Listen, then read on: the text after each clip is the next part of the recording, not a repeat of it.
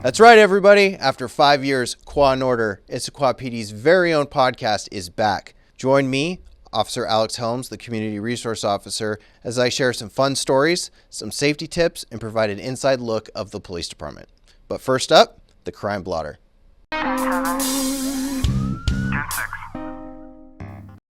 For the month of March, Issaquah Police responded to 1,700 calls for service, including the following. Recently, a store employee called 911 about a guy who was basically making a habit of walking in, grabbing booze, and heading straight out the door without paying. Issaquah Police found someone nearby with the stolen goods, and after some investigating, found it was him and arrested him for third-degree theft, and off to Issaquah jail he went. Also, an officer caught someone doing an illegal U-turn through an intersection, cutting across lanes like they were in a hurry. The car swerved into oncoming traffic before getting pulled over. Turns out the driver admitted to using something, and yep, more was found in the car. They got arrested for DUI and also taken to the Issaquah City Jail. Lastly, IPD was called to a gym after someone came back to find their locker wide open and their bag, wallet, IDs, clothes, keys, totally gone. They left their stuff for just 50 minutes.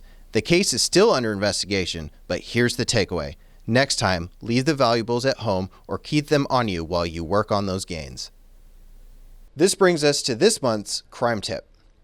Back in February, IPD received a report from a resident who returned to their vehicle after leaving a local business to find that their vehicle's windows had been broken in. Missing from inside was a purse, wallet, and packages, all of which were left out in the open.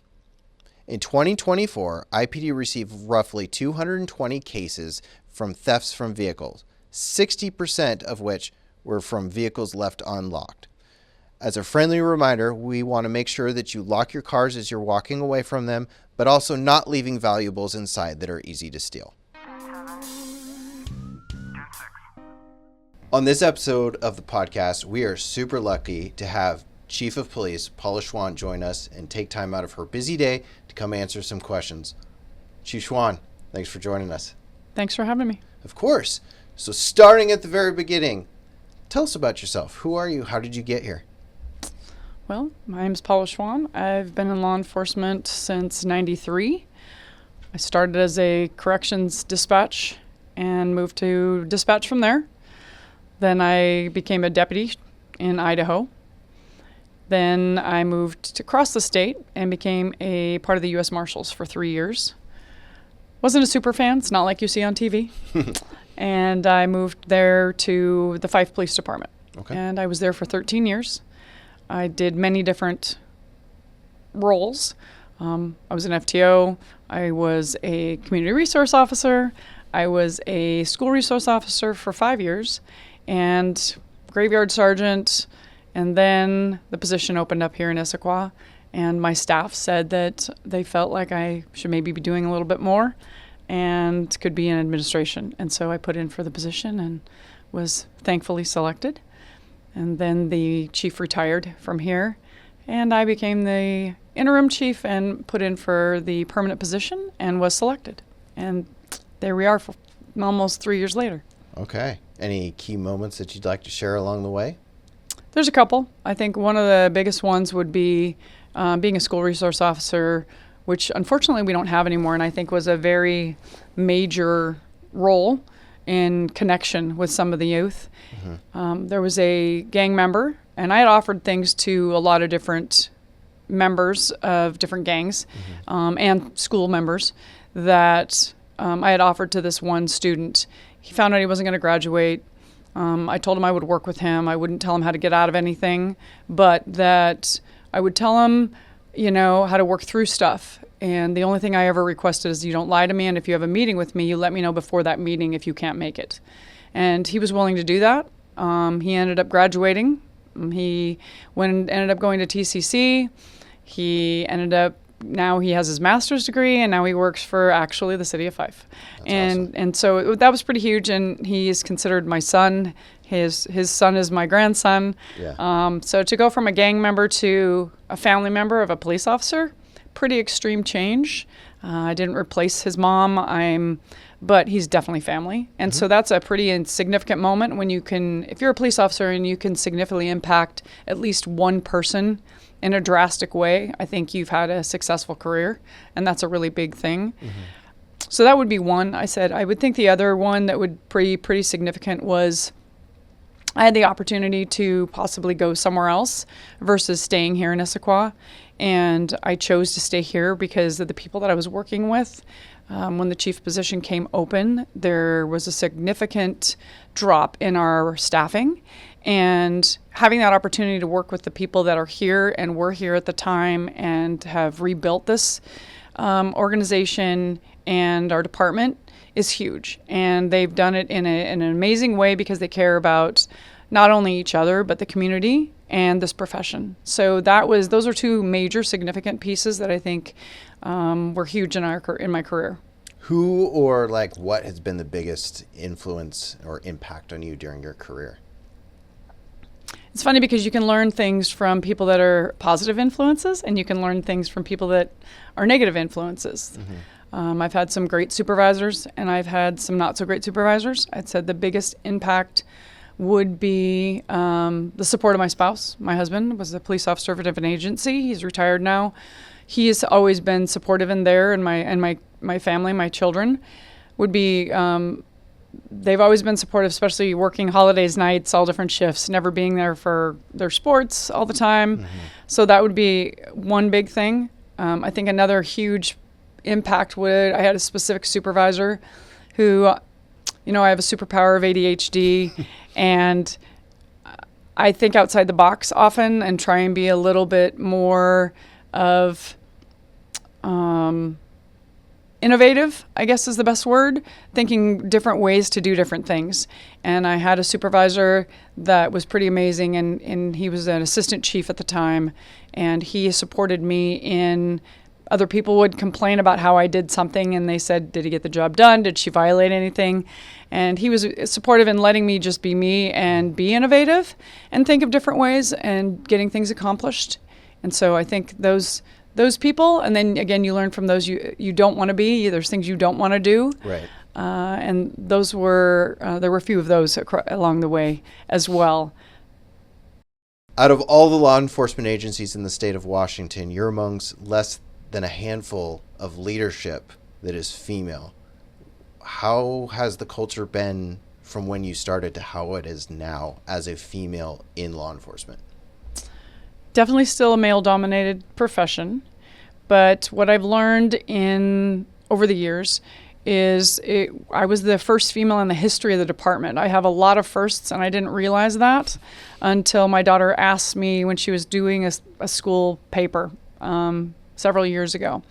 And not only was I the first female in the sheriff's department that I worked at to ever be on patrol there, and I think I still am the only one that's ever worked there.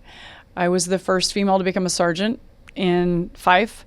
I was the first female commander here and the first female chief here. So that says a lot about how it is a little bit more male dominated. But I would say my path has been one that I just you go out and just do your job, and you do whatever anybody else was, and you try and do it to the best of your ability. You don't ever make excuses. If for some reason you don't pass the sergeant exam the first time, then you figure out what part of it you weren't as great at, and you go study your tail off, and the next time you blow it out of the water. And that's how you process, and male or female.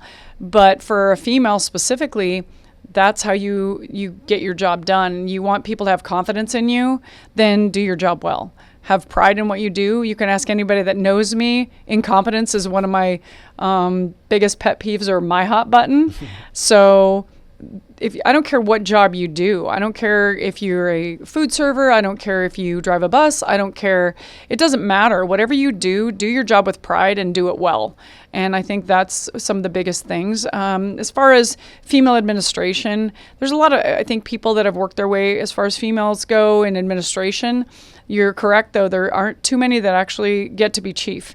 I think part of it is having not only confidence, but the reality that I don't treat anybody like they're male or female. I treat them like I expect you to do the job of being a police officer or being a dispatcher or being corrections or records. That's your job. And so I think separating that it's a gender of any kind at all is a big piece to that.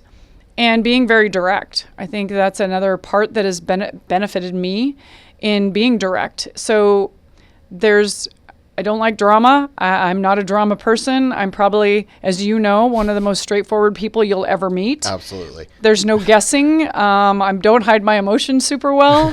So I think those are some of the biggest things. And most of the chiefs that I actually know that are female, and when I've been to women in leadership, those are the biggest things is the commonality. Is that if you put them in the same room, the ones that are successful, and if you put them in the same room with any of the male chiefs, like the culture is now as well, they are just like any one of the other chiefs. It's not that they're a female, it's that they're one of the chiefs. They do their job. They're very well respected. There's several in our county actually that I know personally, and they do a phenomenal job. They're people that follow them respect them, and that's a huge part of it. You have to have the respect of the people and the staff, and that means because you can do your job. You didn't just get it because you tested well, and they don't respect the job that you do. So I think those are the biggest things, and the reason or the culture has shifted. When I first started, it was very contentious. It was, you shouldn't be here. You should be doing something different. You should be barefoot and pregnant. And I was told that my first day of work. And I was happy to say that within 2.5 years, I changed the opinion of that very person who said that to me and said I was the best. He ended up supervising me and said I was the best officer he had and was deputy at the time. Said I was the best deputy he had because he didn't have to worry about me because I went out and did my job, didn't have to think or worry about where I was. And he'd have to follow me around, and I had follow-up. And so those were the biggest things, and those are the ones I think that make it to chief, whether you're male or female. I don't think it's a gender thing. It's just truly, if that's what you want, that's how you go about it. So outside of being the chief of police, what do you do? Who are you? What do you enjoy doing? What's a hobby? What's something that we don't know about you? I don't know if you don't know, but my husband and I, we have a business. And we both played college ball. I played college volleyball, and he played college basketball. We have athletes for children, and 2 of ours were Division I volleyball players. One of them currently plays pro. She's in her 7th season of playing pro. And so our business is that we own a facility that's a sports facility. And we have 7 basketball courts, 8 volleyball courts, and I also have a club that I run that is 25. It has 25 teams, boys and girls. And so I'm coaching or in the gym majority of the time if I am not here. Volleyball is a huge part of our world. I also coach the men's pro team in our region. And so, yeah, ADHD is my superpower, as I say. So if I'm not working here for the city and answering phone calls regarding staffing and what's going on, I'm typically in a gym. I have 2 German Shepherds and love them greatly. I coach one of the teams that we have in our club, and we have about 240 families in our club. The team that I coach just got their bid to nationals in one of the top divisions.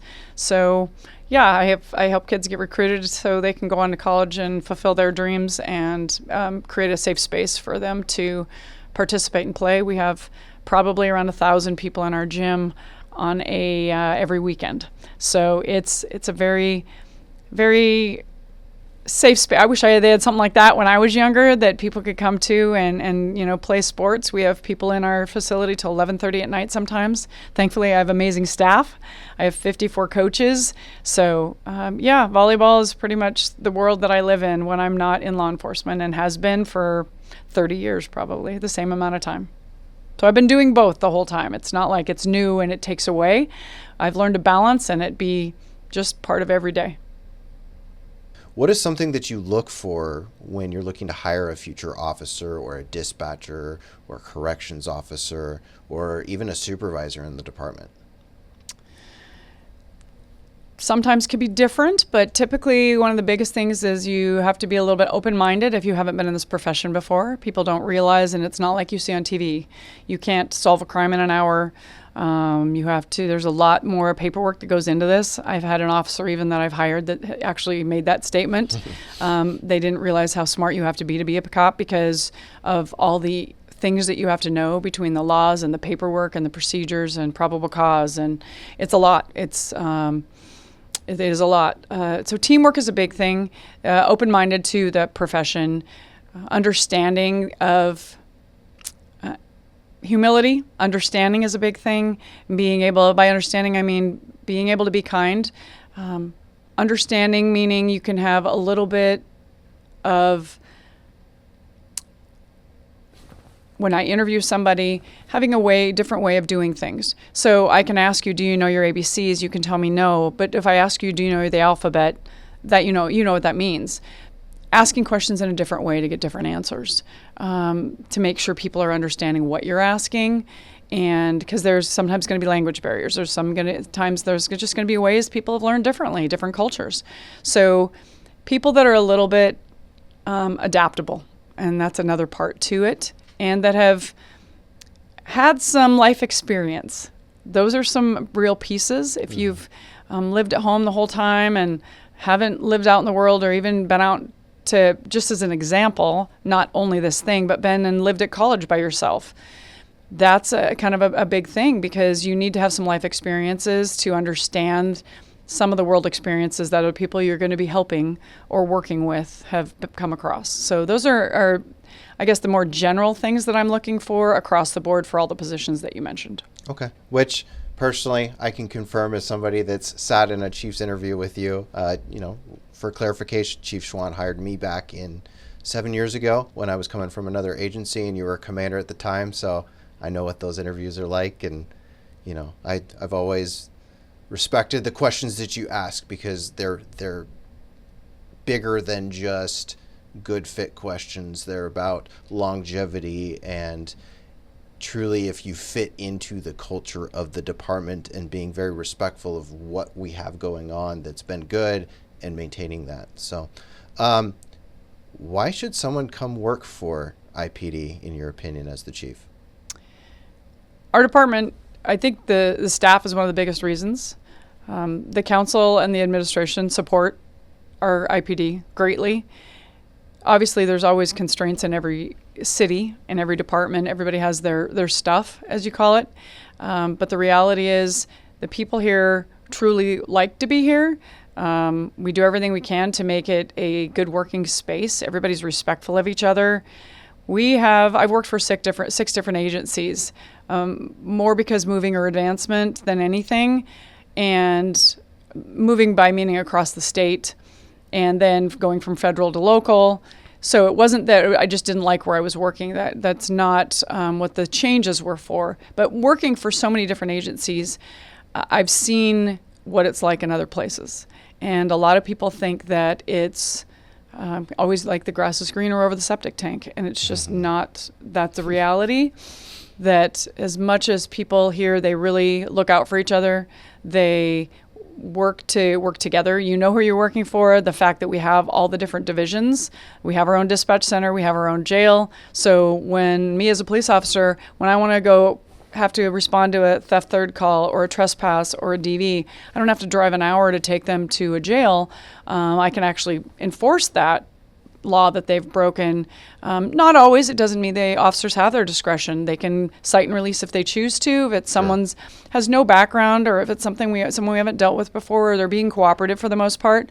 But we also have that opportunity to take them and incarcerate them, which not everybody has that ability, and that's a big thing. So that's some of the biggest reasons. I'm also in our chief's interview, as you mentioned, very direct. I don't tell people things to scare them, but I want them to know what they're getting into. I don't sugarcoat. I want them to know what they're getting into in the profession.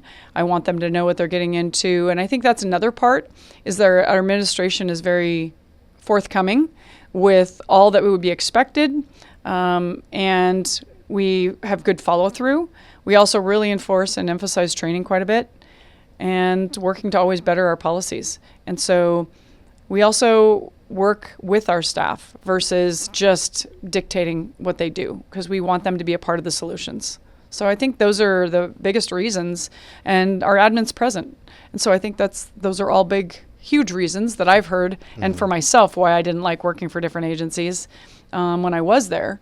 But those would be reasons why people would want to work here. And do you think that that is also added to the retention of employees? Because since you've taken the helm as chief, we haven't had a whole lot of turnover. I would hope that that's the reason. Yeah. I can't speak for all my staff or anybody that's here, but I would hope that they feel that they're compensated. I would hope that they would feel they're being appreciated, that it's a good place to work. You spend more time here than you do with your family when you're at work. So I'm hoping that they like where they're working, they're spending all that time, and who they're working with. Mm-hmm. And so I would imagine that those would be big reasons why they would stay. Yeah, and there's opportunities. You don't have to work overtime here, but there are opportunities if you choose to. So I think that's the other piece to that. We've seen a 4.2% decrease in our crime in 2024 compared to 2023. What do you think has caused that? I think there's a couple things that have caused that. I think part of it is staffing. We have more staffing than we've had in the last 3-4 years. I think that's a huge piece of it. Another would be that we're working very well with our, I would say, businesses, meaning our loss prevention in our area. That's been a huge piece, knowing that people don't always realize that we have a jail. And so that's another part. We have our online reporting now, which is just expanded huge. The person that handles all our online reporting is phenomenal and handles so many calls for service and documentation and what's going on. Also, I think there's some education pieces that we've done with our community and them being more aware and calling, and we really encourage them to be calling. So I think that's another part. So we don't ask them to do our job. We can't be everywhere all the time. With our staffing, we have 6 people maximum typically on an average day that are just normal patrol. That doesn't mean we don't have detectives on or community resource officers on or other people, but one's handling regular calls for service or emergencies in progress, maybe be 6 in a city of 40,000. That being the case, it's important for us to educate and work with them, being at little tidbits on social media, whether it be also our social media platforms have expanded greatly in the last 4 years. And so we try and put things out there, letting people educated on calls for service that we've had, that we've closed out. That's part of our crime stats that are also online.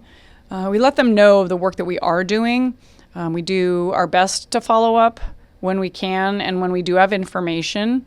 And I think those are all the big reasons for the decrease in the crime. Mm-hmm. Numbers and presence are a big piece. We also have multiple different communities now that have different camera systems and that are started in our city. So us working with those as well has also had some decrease. What is one piece of advice that Chief Schwan has for somebody that's just starting out that one day might be our next chief of police? I think the biggest thing to tell somebody that wants to be and is just starting in law enforcement is take in all you can from all the officers that are already out there. Filter through the things that are good. And if someone senior tells you to do something, if it's within policy and you don't think, you think it's beneath you or whatever, be humble and do that anyway. It's important. If I need you to go and transfer a car over to shops, something like that, maybe it's something you don't want to do or you're like, I don't have time for that. Go do that. Be humble. Just do your job. That's going to speak volumes compared to anything else. If you're out there seen in the community, find something to do. I worked graveyards before I became a sergeant, and I would do parking tickets. I would write fire hydrant tickets. I would do handicap violations. I would just roll through apartment complexes, and I knew which cars, by the time in the smaller community, which cars should be in that parking lot. Get familiar with your community. It's important. It matters, and that's when you really can see things, and that's when you find stolen vehicles that are parked where they shouldn't be. And you deter crime more just by a presence than thinking it's going to fall in your lap. And so those would be some of the biggest things.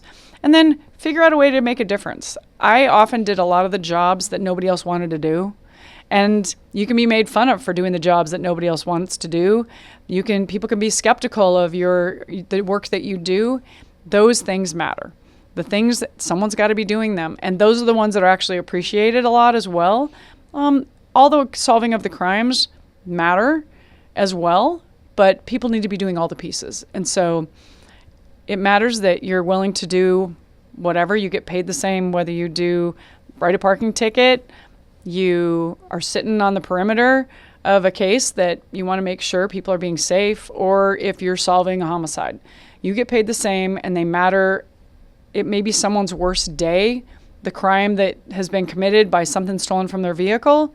That might be their worst day or the worst thing that's ever happened to them. That's still traumatizing. And so understanding, even though it may be the third theft you've taken or trespass or theft from a vehicle, understand that might be the worst thing that's happened to that person. Or it might be the straw that broke the camel's back. So really understanding they're people that you're actually working with on a regular basis. All those pieces matter. And having a little emotional intelligence is a really big part of our job. Mm-hmm. So I guess that would be some of the biggest things to move through that process if that's ultimately what you wanted to do. Well, Chief, I know you're super busy, so I thank you for your time. I will also publicly say that Issaquah PD would not be where it is today if it weren't for you and the work that you've done as chief. You've completely rebuilt the department. We're in a way better position than we were before. So thank you so much for everything that you've done for the department, for the city, and thank you for your time and coming and answering some questions. Thank you for having me. I appreciate it. I enjoy working for this community and this department and this city. Thank you for joining us. If you have any questions or ideas or topics that you would like me to cover, please feel free to send me an email at the link below. We hope to see you next time for another exciting episode of Quah Order.